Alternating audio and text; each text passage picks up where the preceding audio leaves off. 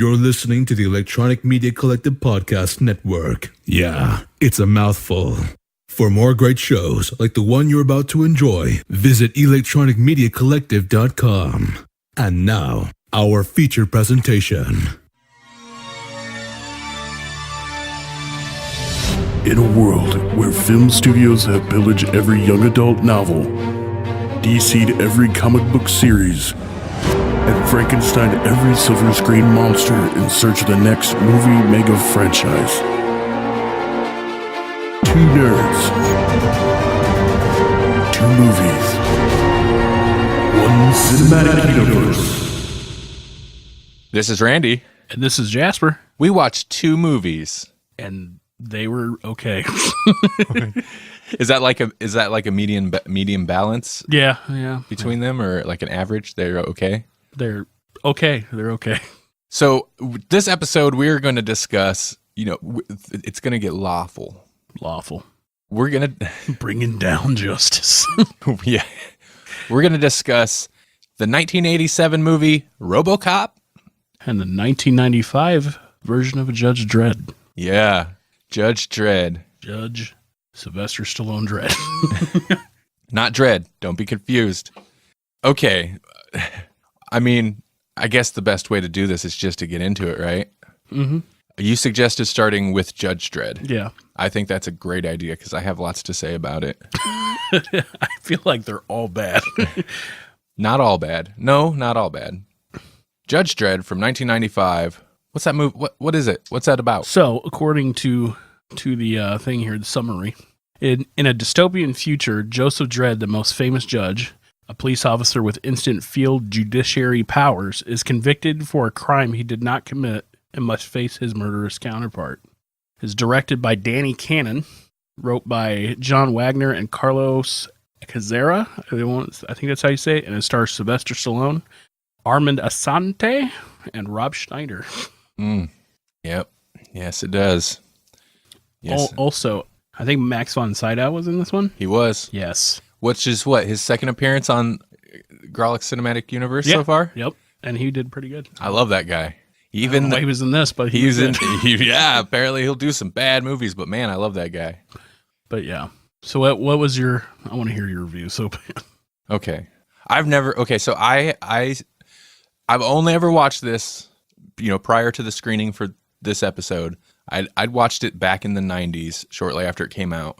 So I'm going to guess it was like 96 maybe, because it used to take forever for movies to hit home video from the theater back in the day. Right. And I remember not thinking much of it even then, which is crazy because I was like prime age for something like this. 96? I would have been 8. 14 maybe? 14, I think. You were 8? 8 or 7 or 8. And I remember not really liking it.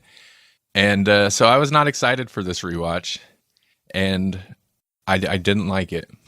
But it's not without some merits. Judge Dredd is, now most people know, mainly because of the movies. This and the newer movie. But it's based on a comic book. And I haven't read a lot of the comic book, but on the Grawlix podcast, if I was smart, I would know which episode so people could go listen to it.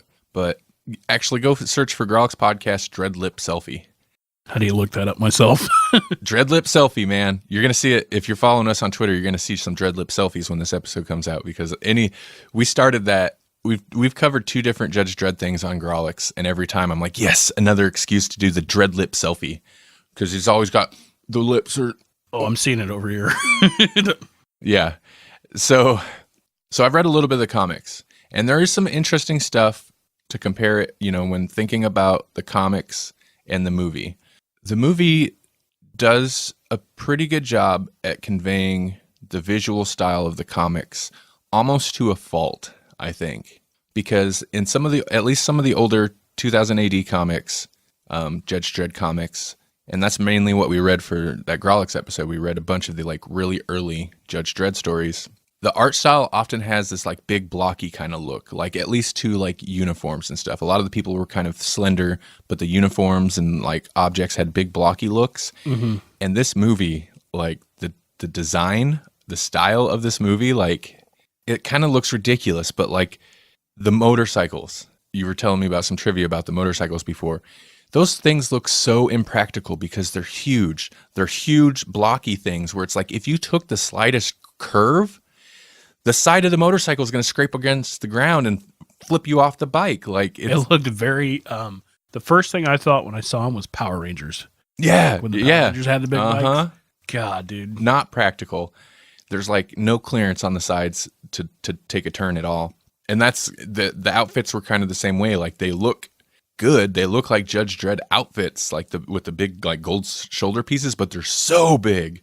Every aspect of the design of that movie, the robots, the machines, the costumes, the city, that's the part of it I actually liked, but everything was so blocky and it's kind of a strange production. And it made me think of, you said this felt like I shouldn't just tell them what you said, but you had told me this felt like you were surprised it was 95 because it felt 80s to you. Yeah.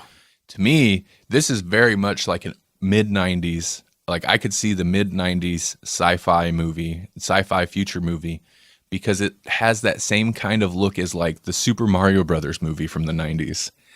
I feel like I really sidetracked that. Wow. I didn't like it though. I'm sorry for that long tirade. That's like the thing I did like was its ugly, blocky 90s future style. The movie itself I did not like, but we'll get back to that. Jasper, it's your turn to talk. Yeah, the thing I was also wondering is how would they fit through doors with like that big gold eagle like thing on his like how would he go sideways in it? That'd be hilarious. But yeah, that's like my thing was it was just was it impracticality? That's not a word. No, yeah. Impracticality of everything they wore. And then also with that shoulder piece that he has, they never really say I mean, they might say in the comics, I never read them, but why do some of them have the big bird, but some of them don't? Oh, I didn't even notice that. Yeah, because you only see him and the other judge you see kind of later in the movie. They're the only like two that have it. I didn't realize that. It must be like a rank thing. You know? Yeah, that's what I was thinking. But yeah, it was kind of like, it was just hella cheesy.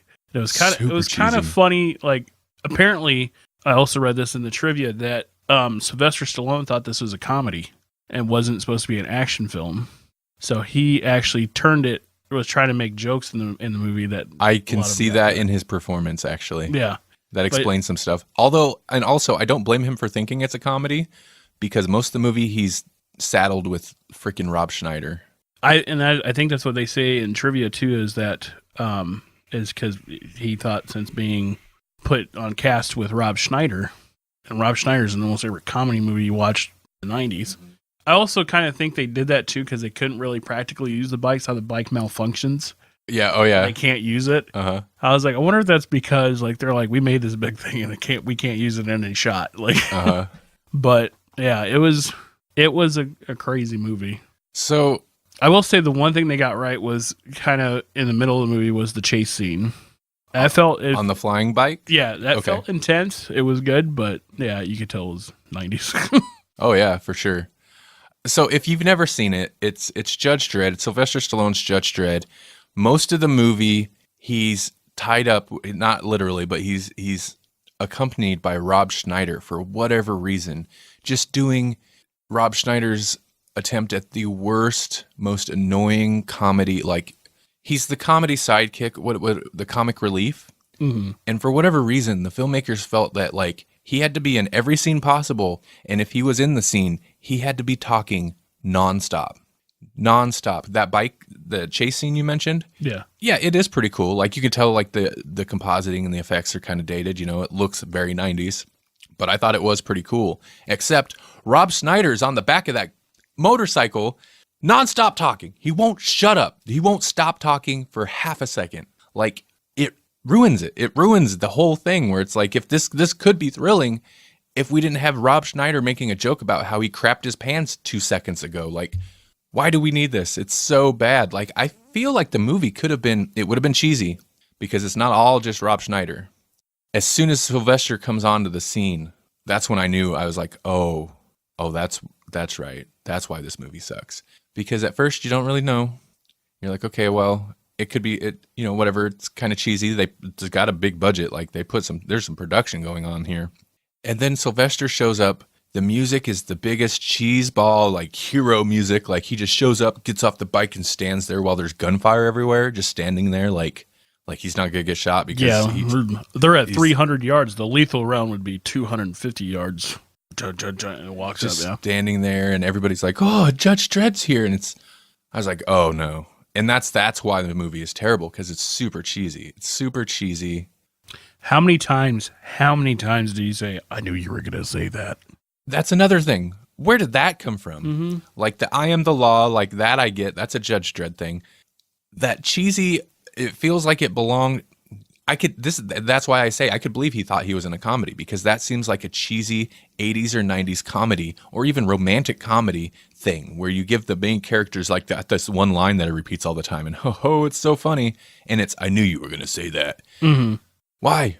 Yeah, so like what I was pointing out earlier is it says in later interviews, Sylvester Stallone said he felt the film was supposed to be a comedy action film and demanded rewrites to make it even more comedic. The director and screenwriter, however, had intended a darker, more satirical approach, which led to many difficulties behind the scenes. Sylvester's to blame? Yeah. Also said director Danny Cannon was so disheartened over his constant creative disputes with Sylvester Stallone that he swore he would never again work with another big-name actor. He also claimed that the final version was completely different from the script due to the changes Stallone demanded. Wow. I'm really curious of what the original script is. I wonder if that's out there. It's got to be, right? That's what I would think. So that's really interesting, because several times throughout the movie, I thought this could almost be like a really decent movie. The story itself is still cheesy. It still builds up to a climactic fight where somebody's hanging off a high thing, which is, as we watch more movies, it's going to become an obvious reoccurring theme where it's always got to be somebody's dangling from the top of a building or something. Like that's the big climactic fight scene in a lot of these. But if the tone, like the production's decent, you get Rob Schneider out of there altogether. Get him out of there. He doesn't need to be in there. Tone down the cheese. There could be something decent there. Mm-hmm. We don't need the cheese. We don't need the love interest aspect. I felt like that wasn't needed. It wasn't needed. Well, it's needed because all the movies need that, but it's not needed. And that's one thing that, like, not to compare or bring up the newer Dredd, but that's part of the reason I was so impressed with Dredd.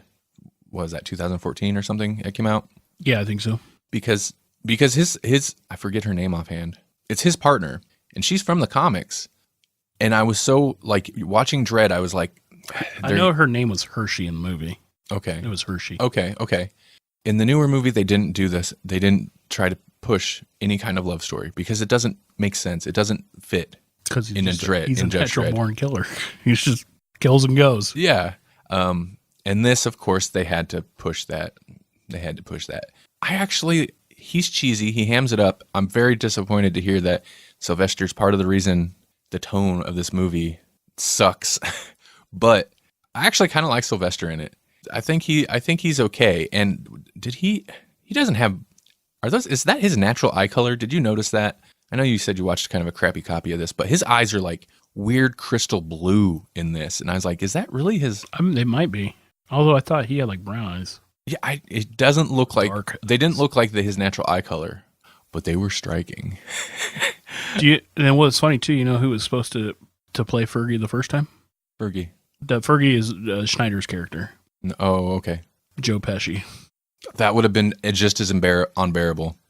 90s Joe Pesci doing the comic sidekick. Oh, that would have been.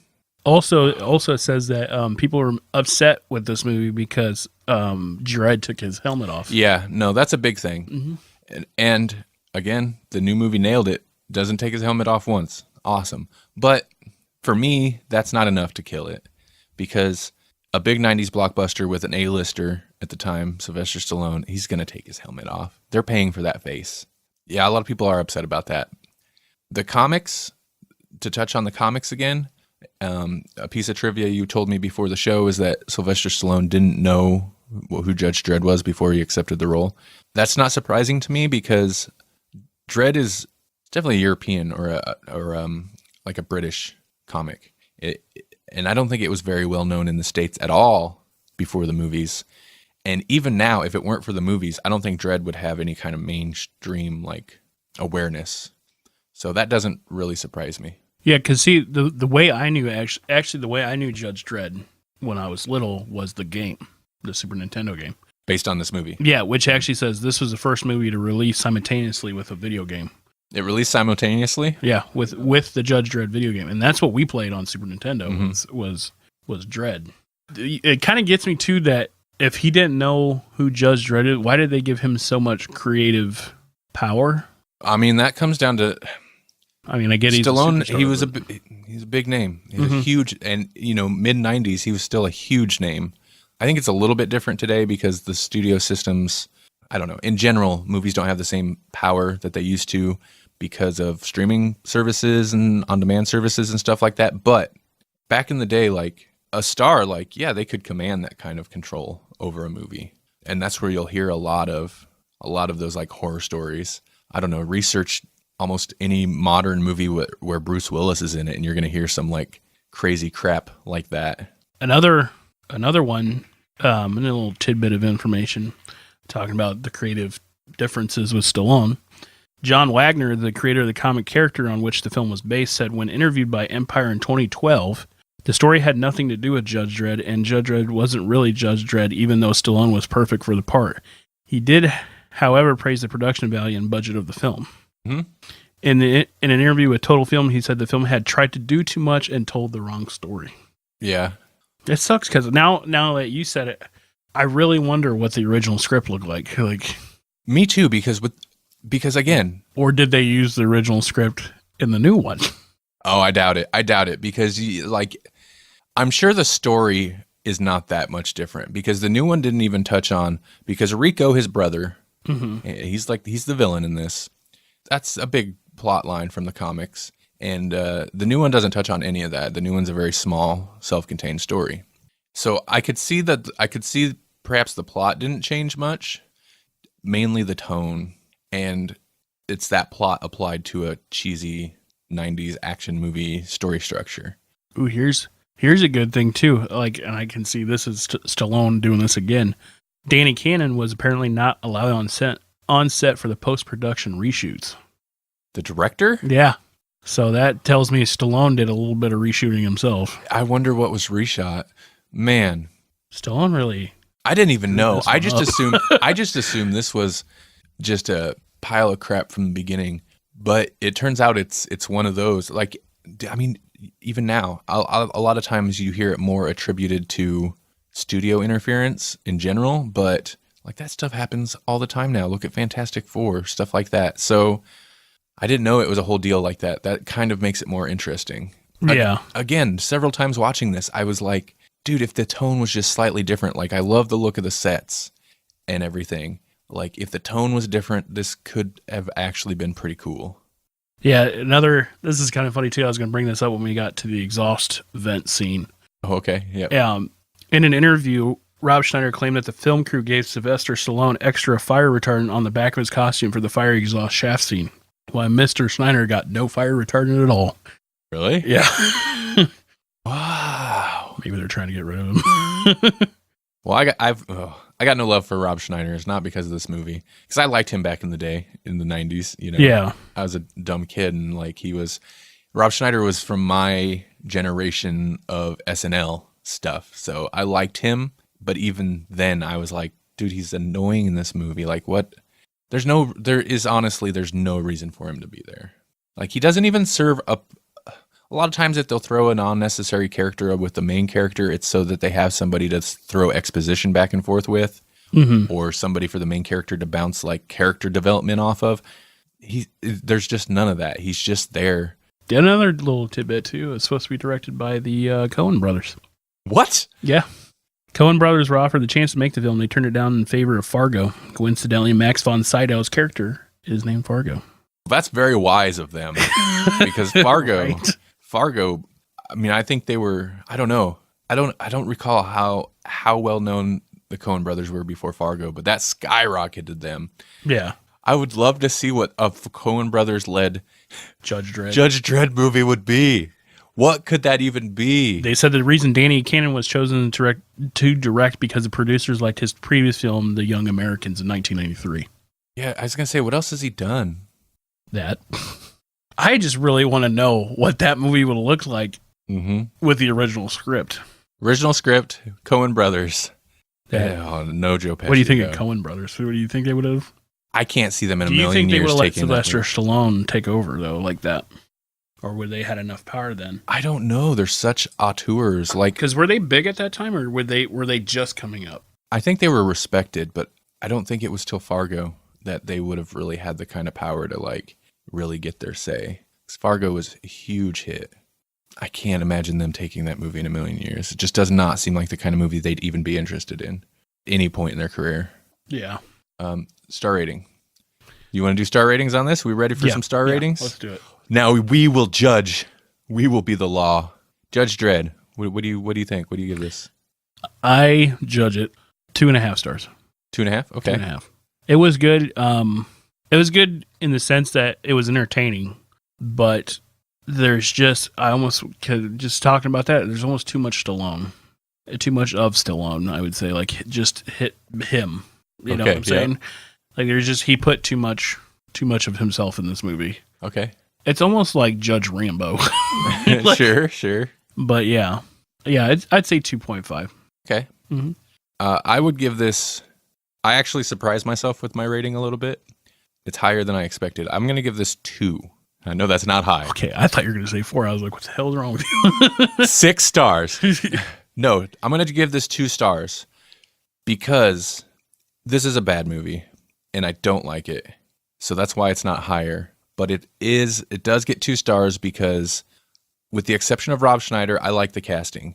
Stallone is he could potentially be a very good Judge Dredd. He's got the Dredd lip, that's for sure. He's got the face and the build. Like, he's just a big dude. Not that Dredd has to be a big dude. The casting of his brother, Rico, was great as well. I mean, his voice is a little funky, but I'm not, going to make fun of the dude's voice. His freaking eyes are like just... Yeah, he's a good villain. Oh, Jesus. He's a good villain, and I could almost buy that he'd be some kind of blood relation to Stallone. Yeah. Max von Sydow, I always like him. And again, I mentioned it 100 times already, the production. That's the main thing. The production and the effects, it's so 90s, but I like it. I think it looks good. They obviously had a budget. It's just not a very good movie. It's just they needed to tone down the cheese. It's super cheesy. The score is not great because it's just accentuates the cheese. They just takes the cheese block and just grinds it over. They camped it up too much. That's it. And yeah. But 2 stars. Okay, I respect that. Now I feel like I'm giving a little bit more than they should have by 2.5. 2.5. Okay, for my ratings, 2.5 is not necessarily a good rating, but that is starting to be like I like it. You know what I mean? Mm-hmm. 2 is like I don't really like it. Without getting into this is dog crap. So yeah, this I didn't really like it. From the mean streets of the futuristic Mega City 1 to the meaner streets, really, of 1980s Detroit. Woo! I don't know which one's worse. Oh, man. All right. Robocop from 1987. 87. The year before I was born. Man, Predator, which we talked about last episode, was 87 too. So that was a pretty good year of movies. So, I mean, technically. Right. Like for big budget, crazy sci-fi action movies. Yeah, for sure. Robocop. In a violent, near-apocalyptic Detroit, evil corporation Omni Consumer Products wins a contract from the city government to privatize the police force. To test their crime-eradicating cyborgs, the company leads street cop Alex Murphy into an armed confrontation with crime lord Brodicker so they can use his body to support their untested Robocop prototype. But when Robocop learns of the company's nefarious plans, he turns on his masters. This is written by Michael Miner and Edward Numere, directed by Paul Verhoeven, and stars Peter Weller, Nancy Allen, Ronnie Cox, Kurtwood Smith, Miguel Ferrer, Ray Wise. Man, there's a lot of people. I'm just going to stop there. There's a lot of notable people, though. So, Robocop. All right, Jasper, I'm going to kick it to you to start. What did you think of Robocop? Have you seen this before? And okay, now this one, I remember the same thing with Dredd. I remember watching parts of it. Mm-hmm. But Robocop, I do mostly remember, except the last, I'd probably say half hour. Mm-hmm. No, I liked this one. I thought it was pretty well written. Mm-hmm. I will say one thing, that the scene, the armed conflict scene, that was gruesome. Like, where Murphy gets blown away. Yeah, that was. Whoa. Ooh, buddy. This movie is brutal. But I think half of their budget went to blood squibs, with the little gunshot squibs on the people. Because holy crap, that dude, I will say, even for not being a cyborg, held up pretty well under high amounts of gunfire. Yep. Especially like 2 shotguns. That dude should have been dead. Mm-hmm. Mm-hmm. But no, it was like almost kind of like heart wrenching just to watch that dude get blown away like that. No, and then they did. I wouldn't really say the love interest, but the partnership very well. Mm-hmm. Oh, right. Good call. Because it's not a love interest. It's more of a partnership because he's technically already married. Yeah. I don't know if they divorced after he became Robocop. They used old cars pretty well, not like Knight Rider 2000, but I feel like they did. I also like that they never took care. I don't know if they just meant to do that, but when he goes up the ramp twice with the car and it sparks. Oh, yeah. He bottoms it out every time. Yeah. Yep. I was like, I wonder if they get that in where they just put the ramp too high. They're like, oh, never mind. It seemed intentional to where, I mean, I'm sure they're like, when they were trying it out, they were like, whoa. And then they're like, you know what? He does that every time. Gives it that look of speed leaving. But, you know, from the point of when he becomes Robocop to, you know, he did that. And that was another thing I was going to point out with this movie. Even though it was 80s, he did the robot part very well. Like how he turns, like when he comes in rooms and stuff. And like, sometimes I was wondering if that was animatronics, but I think that was actually him. I think it was him. I think it was Peter Weller. Because he did like the head turn and everything perfectly. Yeah, I was very interested in this one because just going back and actually watching it from front to back, it was entertaining. Yeah, I liked this a lot. It's been quite a while, not nearly as long as Judge Dredd, but it's been quite a while since I've watched it. So I was looking forward to the rewatch, and it's another one of those movies where it's so quotable. It's like since it was the same year, I'll compare Predator. For me, it's so quotable. There's so many good quotes, and also the pacing. The pacing of this movie is perfect because it doesn't ever really slow down. It gets going and then just keeps going. Like it never lulls. And actually, I remember it lulling more than it actually did. I thought there was a part like when he remembers his family and stuff. I remember that like when I was younger being the slow part. But watching it now, dude, it's like maybe a 4-minute sequence. Like it's. I will say over Judge Dredd where it was just like bang, bang, bang, done. Mm-hmm. It was more Robocop was like more thought through. Like it's a quick paced thing, but it's not bang, bang, bang, done. It's like just well-paced movie. The thing I have to bring up, I thought about this as soon as you started talking, my bad, was the agony scenes of like where he's like doing the whole head like mode. That almost made me just laugh uncontrollably. Ooh, after he was Robocop already? Yeah. Like where he's getting shot and then where he's like shutting down. He's like the whole face. Oh my God. What's kind of incredible about the movie is, so it's not, okay, so it's Paul Verhoeven, and generally his movies aren't super serious. He did Starship Troopers and I had Showgirls, I guess. His movies are usually satirical, and this definitely is. When you think about like that just stupid looking show that people are always laughing at in the movie. Mm-hmm. I'd buy that for $1. And how people are always just hysterically laughing, and it's just the worst entertainment. Everything's kind of heightened. And at one point, I would say that this is kind of like an exaggerated take on our world, but it doesn't seem all that exaggerated. But my point is, so it's not entirely a serious movie.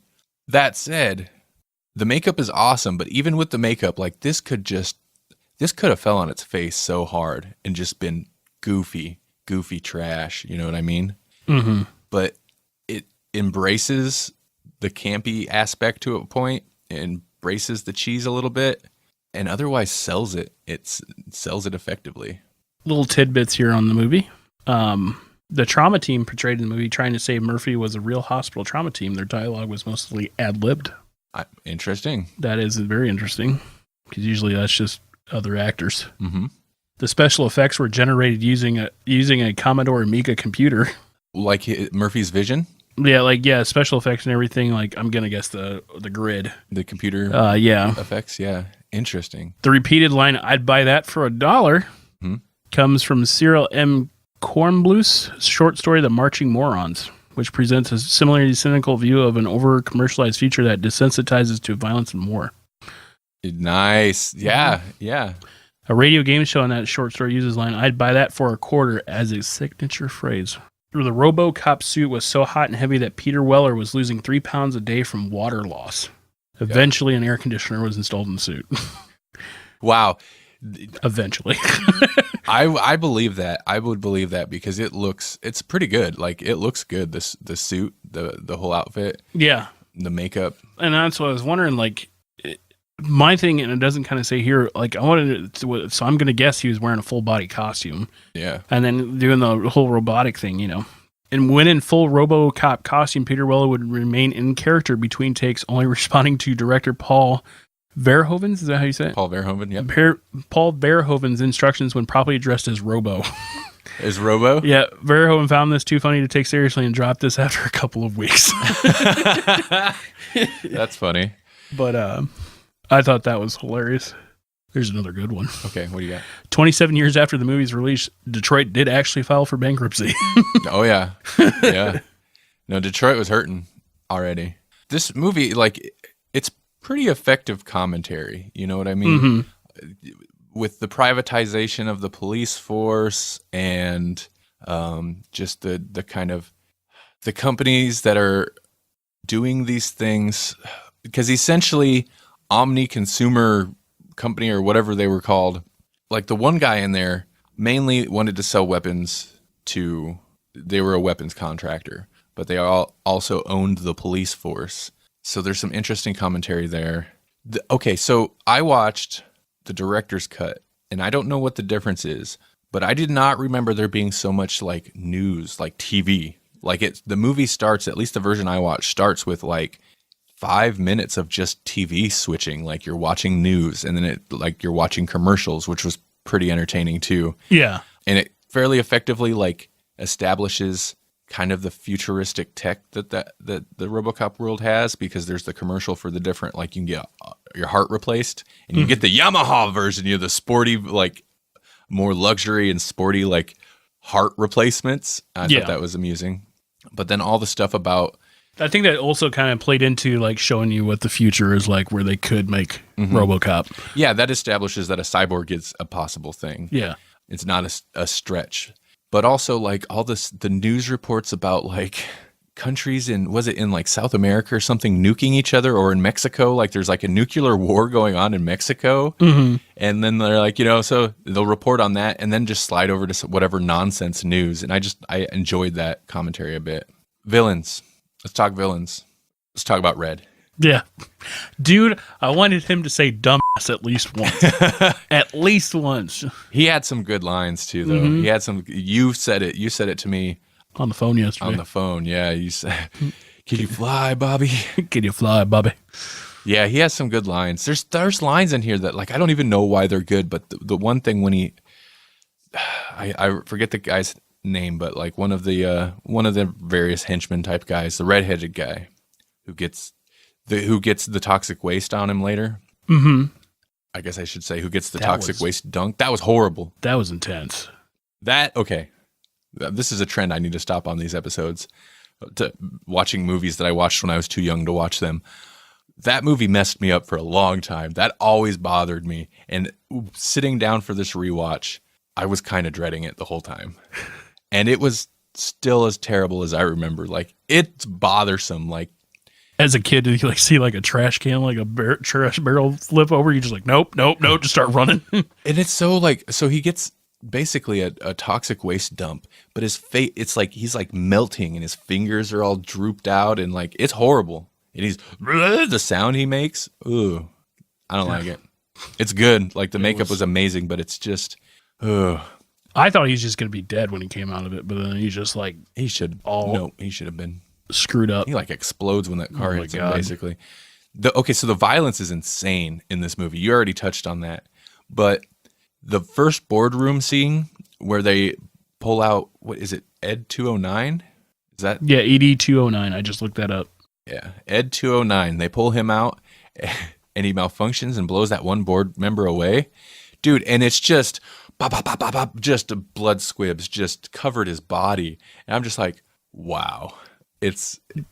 That was like, here, let's just start this off with just blood everywhere. Like we're gonna fulfill the R rating here. Oh yeah. Let's talk about, okay, I feel like I'm rapidly jumping from moment to moment. Mm-hmm. So Ed 209. Mm-hmm.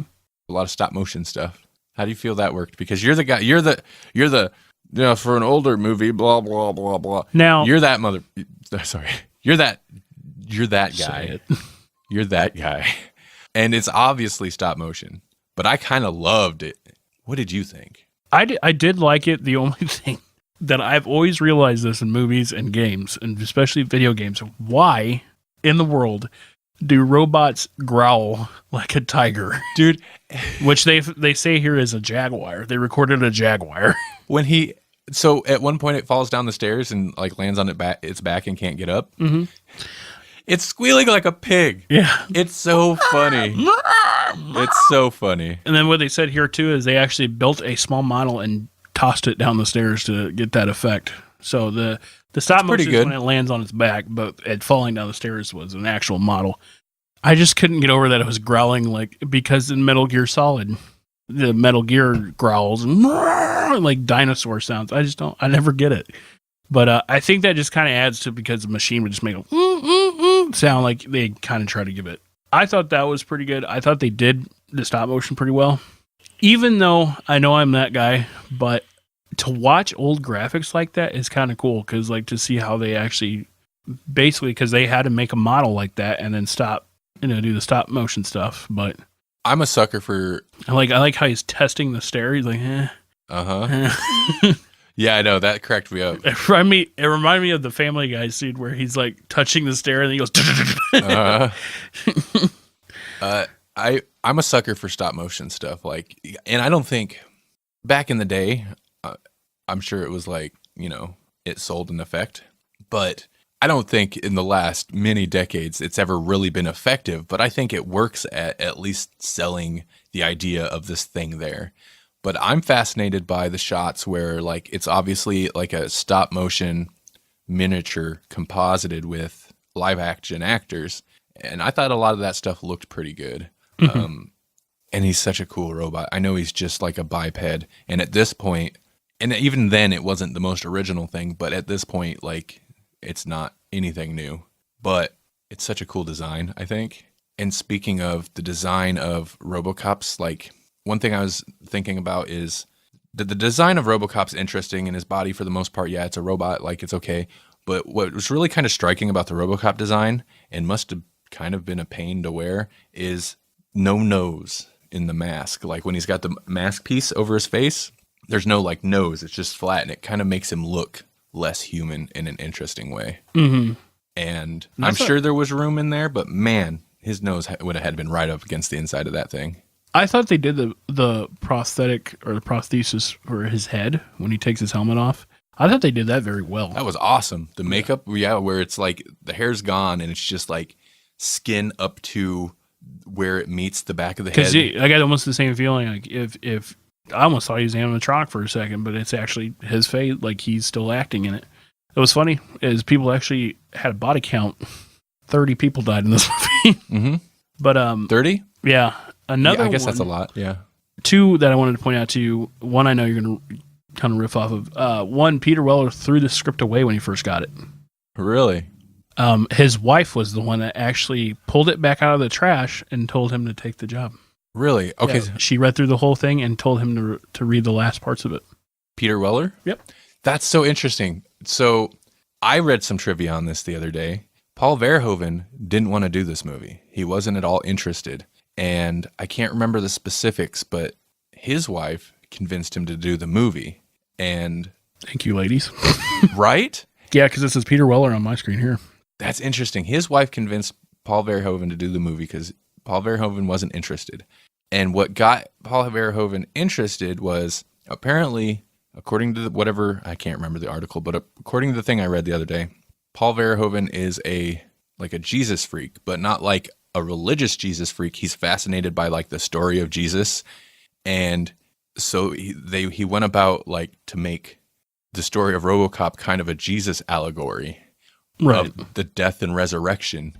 And so I thought that was amusing because it's so like I didn't know that. No, right? Like it's kind of interesting, and especially because it's like, okay, so I can see that now that it's pointed out, but it's so ultra violent and like kind of disgusting, but it still has its messages. Like it's not just to be ultra violent and disgusting.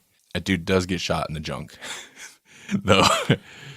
I remember. I was like, he shot him in the balls. Yeah, dude gets shot in the junk. I mean, now that you say that too, like the special effects and stuff are amazing for one. But yeah, now I can kind of see that death resurrection type thing you're talking about. But this is one I wanted to tell you was in a 2013 interview, Edward Neumeier, I think that's how you say his name, reflected on how this film's script is starting to play into reality. He said, "We are now living in a world that I was proposing in Robocop, how big corporations will take care of us and how they won't." Yeah. I was like, that's kind of what I meant when I was like, at a time this was a pretty exaggerated take on our reality, but that doesn't really seem to be the case anymore. Mm-hmm. Yeah, man, for sure. It's crazy that I see that. Usually I'm kind of tuned out of that type of stuff, but it's crazy almost how some of these future things could almost become real. As long as the Hunger Games doesn't become real, we'll be fine. Yeah. Could be. Katniss. Oh, the other thing too, the tagline for this movie before they threw it out because of fear of litigation was the tagline was supposed to be, he's like Dirty Harry but with ball bearings. Really? Yeah. That's pretty funny. Oh man. What do you think about RoboCop himself, the character? I think it was cool to watch him like become the robot, even though he really did not give consent to become a robot. Oh no. And that's really like, he was put there to die. Like, it's so messed up because he is transferred, Murphy, as a cop, is transferred from one of the better neighborhoods or whatever to this, as they call it, the war zone, to this crappy place based on like intentionally so that he will get killed. So they'll have a cop to turn into a RoboCop so they can try this out. So that's super crappy. You get a little bit of a sense of his personality before, but he's not really in it very long before he becomes RoboCop. Mm-hmm. And then as RoboCop, I don't know, it's kind of interesting. He's kind of void of personality until he starts to get it back a little bit towards the end.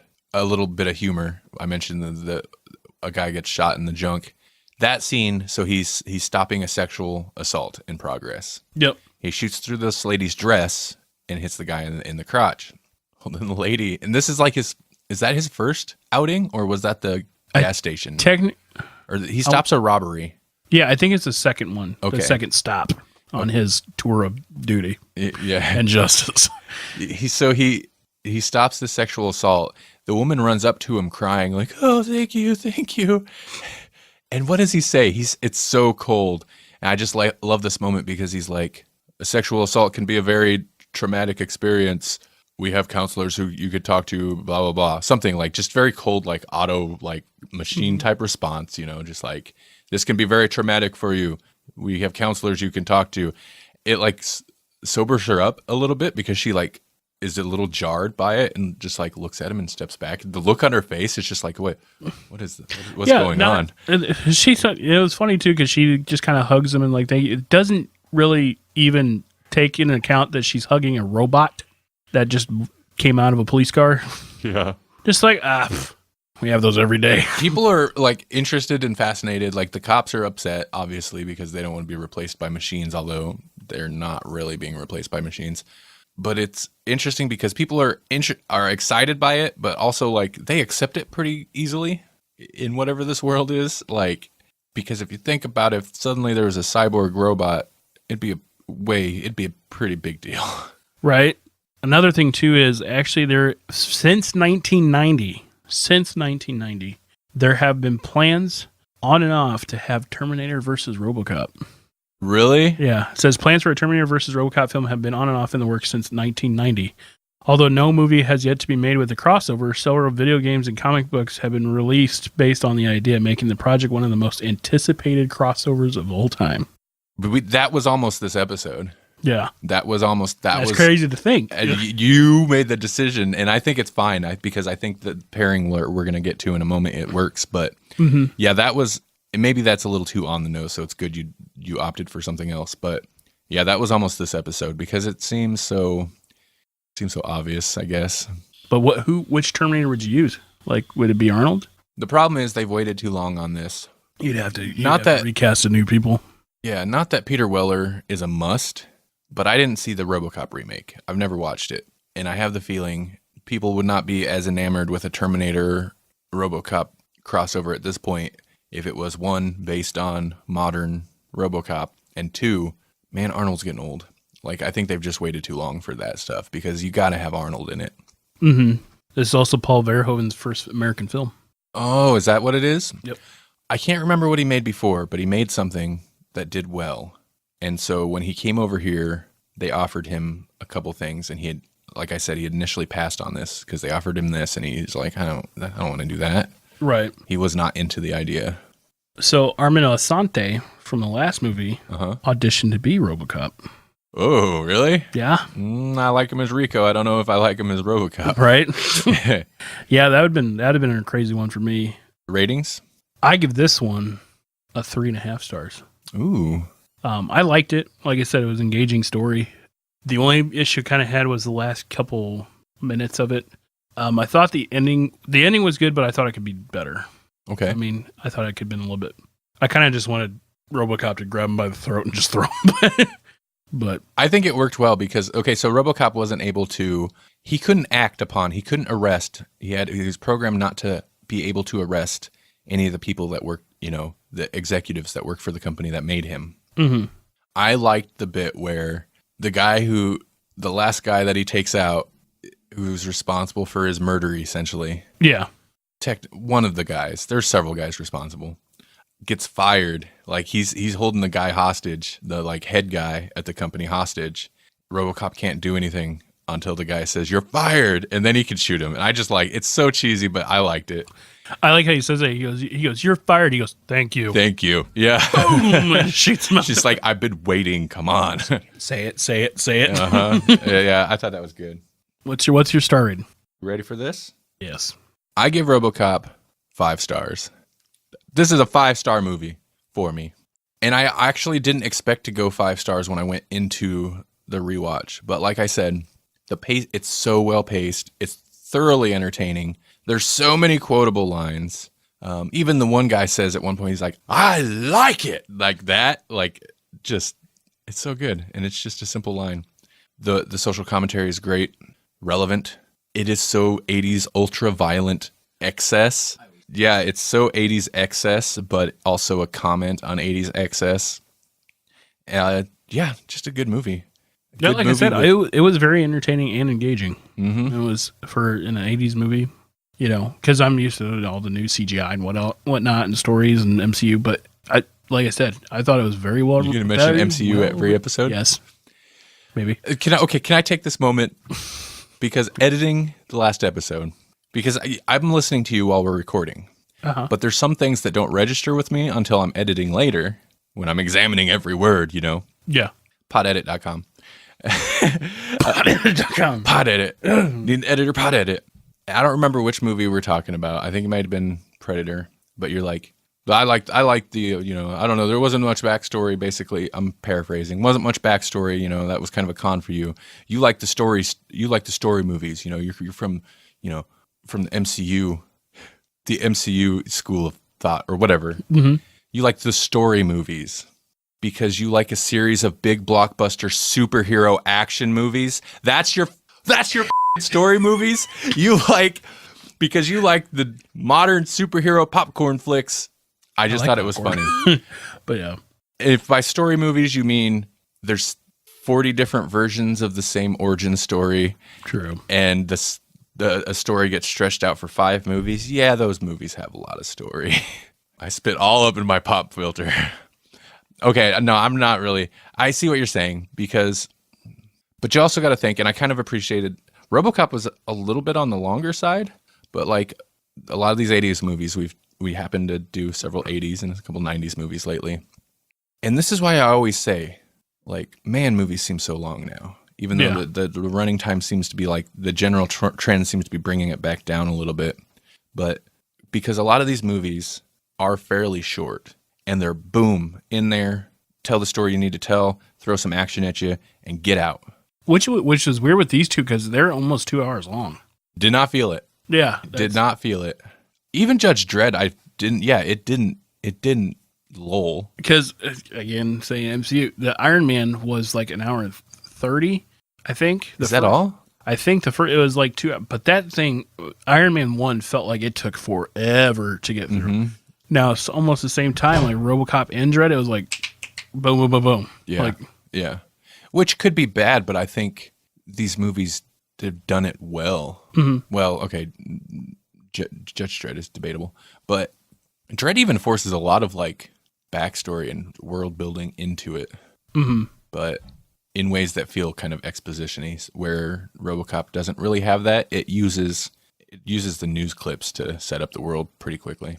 Anyway, was that it? Where was I? Is that it? Yeah. Okay. Yeah. Mm-hmm. 5 stars. You said your star rating. I like it. Okay, so do you want to take a break, or are we going to move right into it? No, we're going right into this. Snap! Because I kind of, this one is going to have some serious but also comedic effect. Okay. It's maybe not be great. I feel like I'm hyping it up too much, but. All right. Jasper, the modern Robocop didn't perform as well for movie studios as they had hoped, but they have that license. Maybe if they could pair it with something that fared a little bit better in a modern market, but has an established brand name that people might recognize. All they know is they want robots, and they want justice. Justice! They want justice for dinner. How could Robocop and Judge Dredd, the original movies, be paired together to create the next cinematic universe? So let me preface this by saying that I did a little research to the timeline. So according to this, Robocop took place in 2029, 2030. Robocop? Yeah. But now I looked up on IMDb and it was like way later. But we're going to go with the one I first looked up. I didn't realize Robocop was really supposed to be that far in the future. Yeah. Judge Dredd was supposed to take place, they believe, between 2039 and 2043. Okay. So we're going to... Dude, I'm not to derail. You always put so much thought into like, you're always like, well, what's the timeline of these? Mm-hmm. Way more than anybody who would actually buy these licenses and produce these movies would ever think. But because I had to think of... It's important. Would it be the same characters? You want it to be good. Yeah. So my setting for my new movie is in 2100. Okay? Okay. Because Robocop would pretty much live forever. You know. Anyway, so the year is 2100. Okay? So after Dredd drives his motorcycle off into the sunset, he heads for a place in the cursed earth. Okay? Detroit. He's heading to Detroit. Okay. Okay. Got it? Are you with me? Yeah. Okay. Sorry, I went Michael Jackson for a moment. When he gets there, he finds out that it has been overran by gangs since the police force went on strike in 2043. Okay. Actually, because I remember Robocop was 2043, and then it was way later. Now most of Detroit is rubble, but he soon finds out that downtown Detroit is still guarded by none other than a robot with a badge. Dredd immediately goes to make contact with the robot and finds out that Murphy has survived all these years thanks to a single-man raid of the Gerber baby food factory on the west side of town in 2050. Nice detail. Dredd meets Robocop, and the two exchange formalities and devise a plan to take down the gangs. Dredd wants to find all of them guilty of rioting and destruction of government property and sentence them all to death for being lawbreakers all this time. Robocop wants to put them behind bars, but wants to return the order to the city. Dredd does not like his nicer approach, Because Dredd's a little bit of a badass.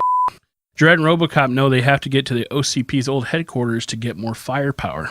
They get there, and Robocop finds some sentry bots and decides to hack them so he can use them to patrol the streets while the two are busy being them.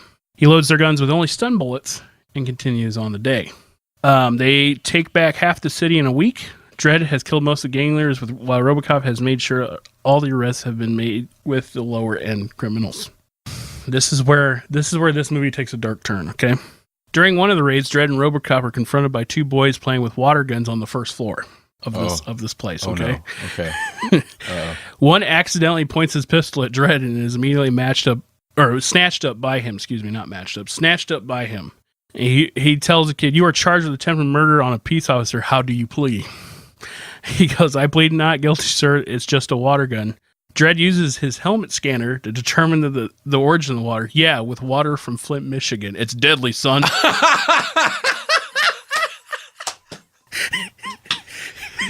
Retaining the social commentary for Robocop. That's pretty good. Yes. So, because I believe way in the future we still won't solve that issue. Oh, no. Anyway. Wow. Dredd proceeds to judge him and shoot him for his crime. Robo voices his concern to Dredd and... Wait.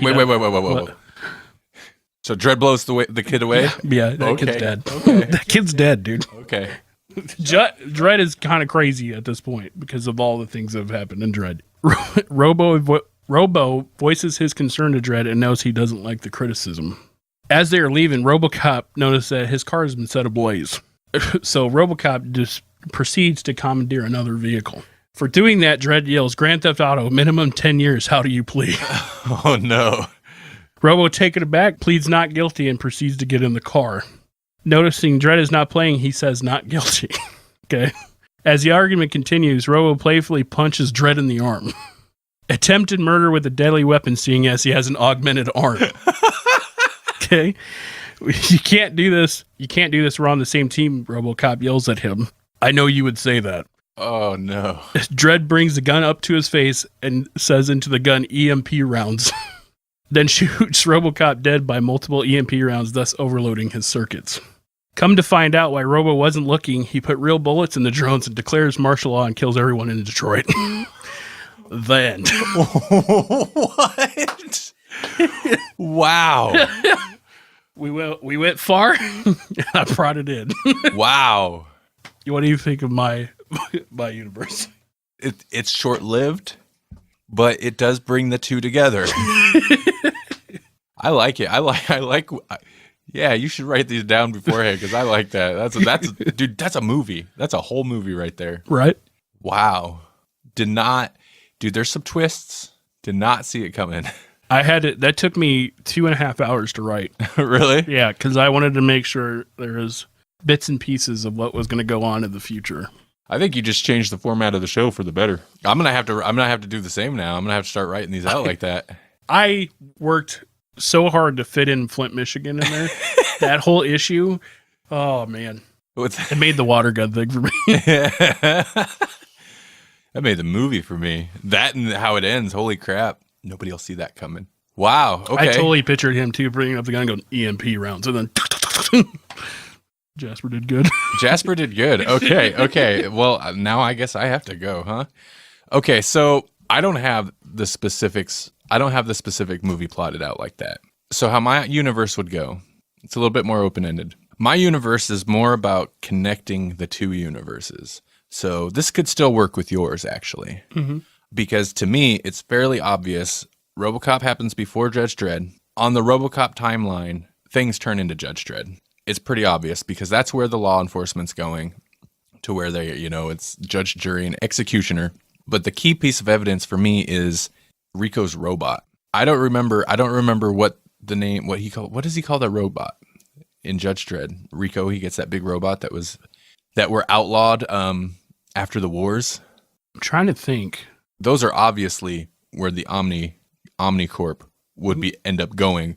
If with their Ed 209 and Robocop designs, you'd end up with a big robot like that. They're going to move away from cyborgs eventually because Robocop, that's a handful. We follow the war, the cyborg robot war that leads to Judge Dredd world. Murphy does stick around long enough to team up with Dredd. And he doesn't age traditionally, but he'll look a little bit more ghetto. He's had to do some custom replacements on some parts. But he'll have an old man face because I want to see an old man face in that outfit. I don't know. I'm just going to help fill in when the movie studio comes to me and be like, so we got this great pitch for Robocop versus Judge Dredd, but it kind of ends the universe a little early. So you want to come in and fill in some of the like between stuff? I'll be like, yeah, okay, I'll do that. It'll be the robot war. That's what it'll be. See, that was the problem with mine is I kind of ended it, but I couldn't get away from how funny that would be. These cinematic universes can be one movie. It could just be one. Okay, I'm just going to leave it on yours, man. Poor Robo. Yeah, I can't believe you did that. I can't believe you killed him. I kind of wanted to kill Dredd, but I couldn't figure out a good way to twist the story. Leaves it open. I'd watch it. I'd watch it in a heartbeat. I laughed so hard to myself. That's kind of lonely, but but the Gerber baby food race that was pretty good. That killed me. I have a question. Dredd take his helmet off? No. You could conceivably do it with Stallone. It then fit in because there's always gunfire in Detroit or Robo. Does Robocop take his helmet off? My thing is, I want to kind of say that he never put it back on. Robocop? Yeah. Right? He kind of needs to. Yeah. He kind of needs to because he's ugly. He's hard to look at. But, but I found out, actually, and I tried so hard to research this, I found out there is a Gerber baby food plant in Michigan, but it's in Fremont, Michigan. Fremont, Michigan. Michigan. Well, that's just a little car drive jaunt from Detroit, I'm sure. It's a 6-hour drive. Well, he could make it. Yeah. His little Ford Tempo or Escort. Is that what it did look like? It's a Ford Taurus. Yeah. Because I looked it up. I wanted to make a joke about how they're still driving 1990 Ford Taurus or 1980s Ford Taurus in the 2100s. It wasn't super. I didn't realize it was supposed to be that far in the future. Wow. Yep. So, listener, if you want a reliable car, 1980s Ford Taurus. Kind of true. I will say, though, sure, they're not very cool cars at all. Everybody knows what a Taurus looks like. Hit it with the flat black, though. It looked all right. It looked kind of mean, actually. It looked a lot better than whatever they used in 2000. That reminds me. So here's what I'm thinking. At some point, every so many episodes, I don't know how many, it needs to be enough to where we can build up a nice little catalog. Maybe we'll call it a season, the end of a season of GCU. I'd like to do mashup episodes to where we look back at the X amount of episodes we've done and then say, okay, now we get to pick and choose movies between those and come up with a cinematic universe for that episode. Right. Does that sound like something that'd be fun? Yeah. That way we could still have fun and do a Terminator Robocop mashup if we wanted to. We just have to save it for the special episode. But also that gives it some stakes because then you're like, well, but you only get one or maybe two. Mm. Or we could take this cinematic universes that we established and then figure out how to mesh at least two of those together for a 4-movie universe. Right. That'd be cool. Because listener, honestly, it's hard to limit these to 2 movies. And coming up with good double features that would be fun to do is almost so easy that it's hard because we'll announce the next episode's movies here in a second, but I have flip-flopped on them so many times. Even up to today, I'm still like, maybe we're going to record next episode tomorrow. And even today, I'm like, well, maybe we should switch it. It's so easy to come up with good ones that it makes it difficult to choose. You know what's bad too is talking about future episodes. I'm looking forward to October. For some horror stuff? Yeah, with the big one we had planned. From the beginning, before we even recorded episode 1. Oh, I'm so excited. Yeah, I'm looking extremely forward to it because that's almost like a 4-movie. It is. It's as close as we've gotten so far to a 4-movie without cheating. Yeah, I'm jacked for October.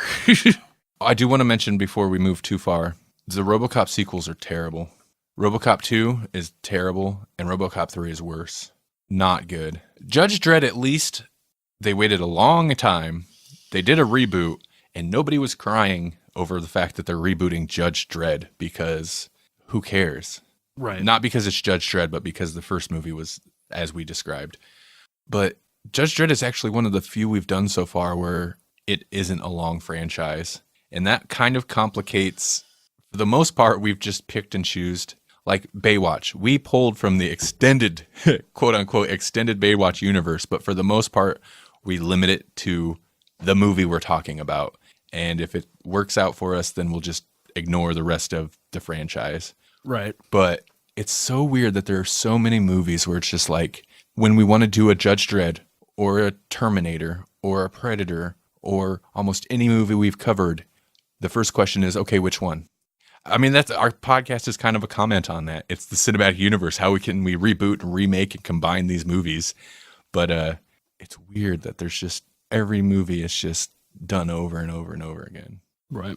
So that brings me to the next episode's movies. The one actually hasn't been done again yet. So we're going to do The Thing, which is a remake, and there's also a prequel under the same title. We're going to do John Carpenter's The Thing, not the modern The Thing, which is a prequel to The Thing. And the reason we're doing The Thing is because Jasper made the mistake of saying he wanted to do some like classic horror movies, some good horror movies. And I was just like, oh yeah? Yes? The Thing is one of my, if it's not, it's one of my top like 2 favorite horror movies of all time. So The Thing, and then the movie that I flip-flopped back and forth on, but Mr. Matt D, loyal listener and frequent, what would you call it, feedbacker? Yeah. Frequent letter email writer. I talk to Matt D fairly regularly through email. He helped me decide on this one because he actually sent his pitch unsolicited, not knowing we were doing The Thing. He sent his pitch for a The Thing, Big Trouble in Little China universe. So that's what we're going to do. We'll read his pitch as well when we do our pitches. I was going to say we should read his pitch. It's good. His pitch is good. It might beat us. 2 John Carpenter movies, 2 Kurt Russell movies. You know, it was hard for me to pass that up. That's what we're talking about next episode. I'm ready for that one. Because I really like that we're going to read his pitch. Yeah, me too. Somebody else's opinion. Me too. And I want to throw it out there. I guess I don't really promote a lot of the usual Grawlix stuff on here, and I should. Letters@grawlixpodcast.com. That's how you can email us or hit us up on Twitter @grawlixpodcast. If you got a pitch, we might not necessarily cover those movies, but if you have a pitch for a random set of movies, we'll read it on the show. If you have a pitch for movies, we're doing it, we'll read it on that episode if we, unless we've recorded it already. Because like the main Grawlix show, we record these ahead of time. But yeah, we'd love to hear your pitches. Or if you've got great suggestions for double features, hit us with those too, because I like those. In fact, our last, 2 episodes were inspired, the last 2 episodes that we actually did, not counting episode 3, was inspired by a Matt D suggestion. He suggested Terminator, Robocop, and Universal Soldier. We didn't do that, but that inspired us to do a Terminator mashup with something and a Robocop mashup with something. So yeah, hit us up with some feedback. I'd really love to get some pitches from people. I want to read some pitches from people. That sounds fun. You know, it'd be kind of cool would be to have random pitches and then have to do that live stream. Read their pitches live stream. Oh, do a live stream with their pitches? Yeah. I like it. I think that's a good idea too. All right. Well, I already give you contact information for Grawlix Podcast.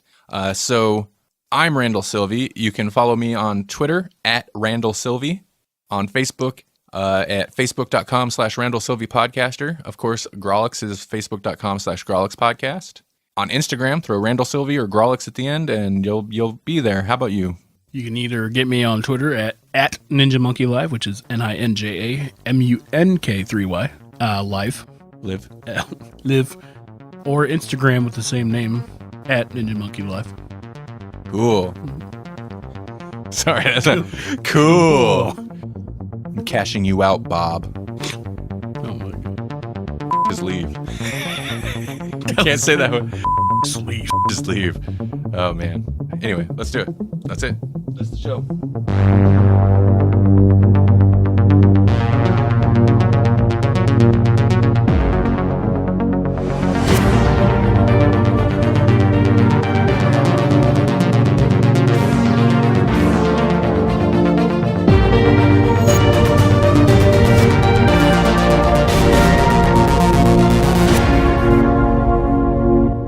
Jasper. No, don't do that. I have to edit that out and put the actual music. That's not gonna work. Oh yeah, we do actually have music. I put the actual music in.